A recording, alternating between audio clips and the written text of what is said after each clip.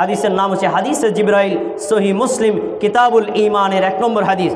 ওমর ইবনে খাত্তাব রাদিয়াল্লাহু তাআলা আনহু বলেন, জিবরাইল আলাইহিস সালাতু ওয়াস সালাম মানুষের রূপ ধারণ করে আমাদের নবীর কাছে আসলেন, হাঁটু গেড়ে তার কাছে বসলেন।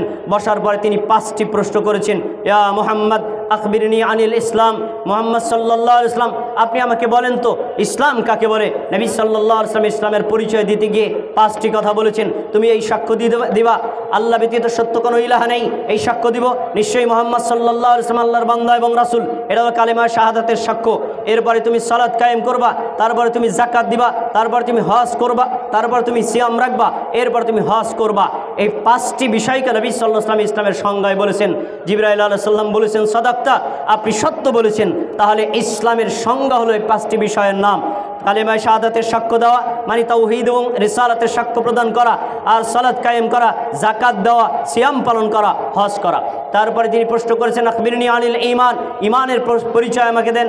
নবী সাল্লাল্লাহু আলাইহি ওয়াসাল্লাম 6টা বিষয়ের কথা বলেছেন। তুমি আল্লাহর উপর ঈমান আনবা, ফেরেশতার উপর ঈমান আনবা, পরকালের উপর ঈমান আনবা, নবী রাসূলদের উপর ঈমান আনবা, কিতাব সমূহের উপর ঈমান আনবা, তাকদীরে ভালো মন্দের উপর ঈমান আনবা। তখনও জিবরাইল বললেন, সাদাক্তা আপনি সত্য বলেছেন।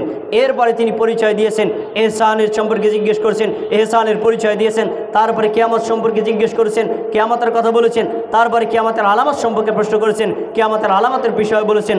নবী সাল্লাল্লাহু আলাইহি ওয়াসাল্লাম যখন ওই জিবরাইল আলাইহিস সালাম চলে যাচ্ছিলেন, ওমরকে বললেন, এ লোকটা কোথায় চলে গেল, ডেকে আনো তো। লোকটি চলে গেল। নবী সাল্লাল্লাহু আলাইহি ওয়াসাল্লাম বললেন, ওমর তুমি কি জানো সে কে?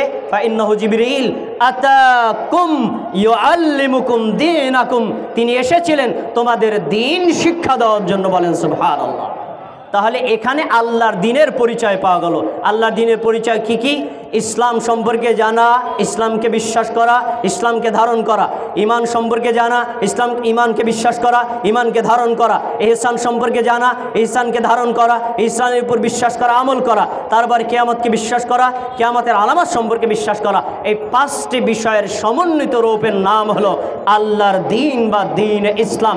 আল্লাহ সবাইকে এই দ্বীন ইসলামকে বোঝা, আমল করা এবং দ্বীন ইসলামকে নিয়ে আমাদের মৃত্যুবরণ করার তৌফিক দান করুন। আমিন। আসসালামু আলাইকুম ওয়া রাহমাতুল্লাহি ওয়া বারাকাতুহু।